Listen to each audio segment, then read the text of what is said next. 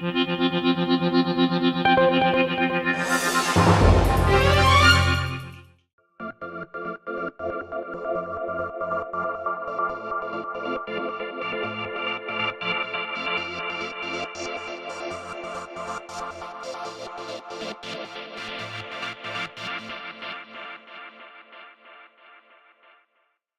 morning. It's a great pleasure for me to be able to have this opportunity to represent the European Economic and Social Committee in this AMET forum.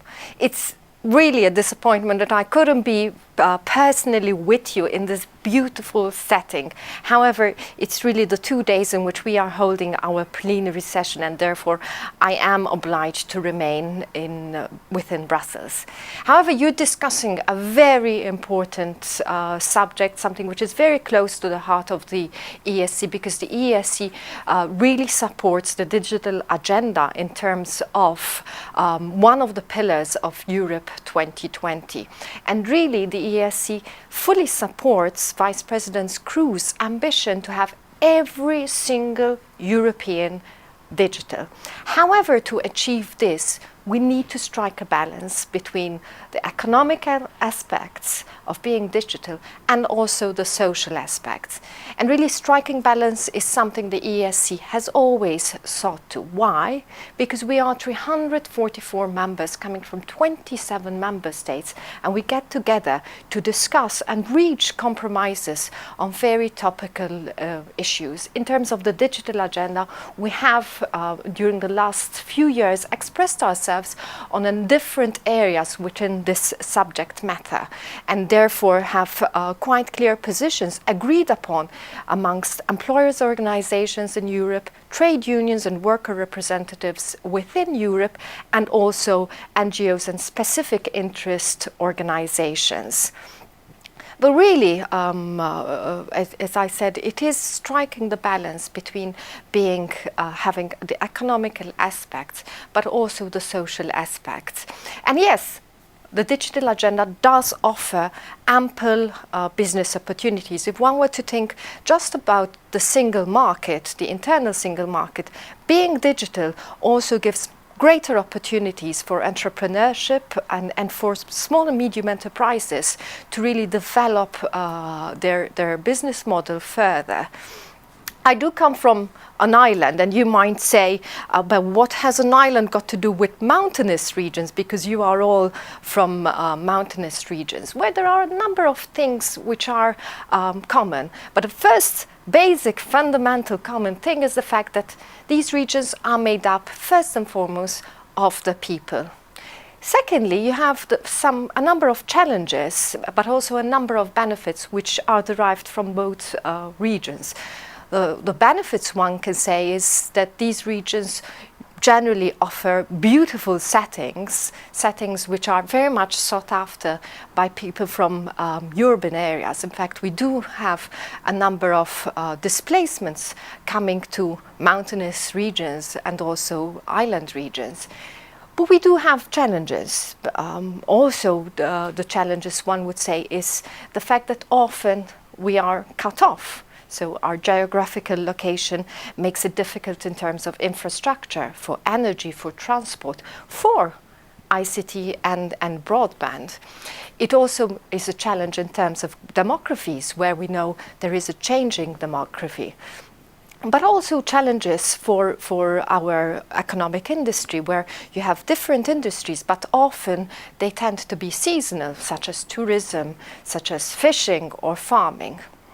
However, when it comes to the digital agenda, the one big challenge is actually having the infrastructure reach everyone, reach every area.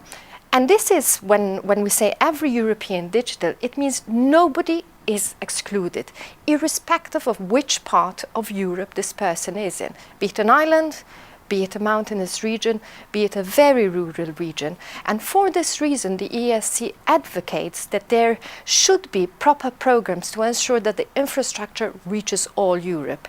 We advocate that this can be done through private-public partnerships. But it's very important that for them there to be an economic interest to reach every single area, we definitely need to ensure that there is also public support, and therefore we do ask for having public funding in ensuring that the infrastructure reaches all Europe. Currently, unfortunately, we know 20% of European households do not have access for broadband internet, and unfortunately this is in the most rural areas. But also in terms of business, we know that the ICT, that the digital world, will be offering also more jobs. The digital world has eliminated some jobs, but we know for every one job that has been eliminated, 2.3 jobs have been created. And we also know that in the few years to come, 9 out of every 10 jobs requires for somebody to be digitally literate. So e-skilling is very important. E-skilling does not mean to be able to use a computer, but also to be confident in the equipment one has, to be able to also critically assess whatever content is available in the digital world. But even in terms of entrepreneurship, e-skilling is very important, because what we see at this point in time is that we don't have enough people really making the full use of the potential the digital world can give entrepreneurs, but rather a very high exploitation of the digital world in terms of leisure, for pleasure reasons, for personal reasons, but not necessarily for reasons of personal economic growth.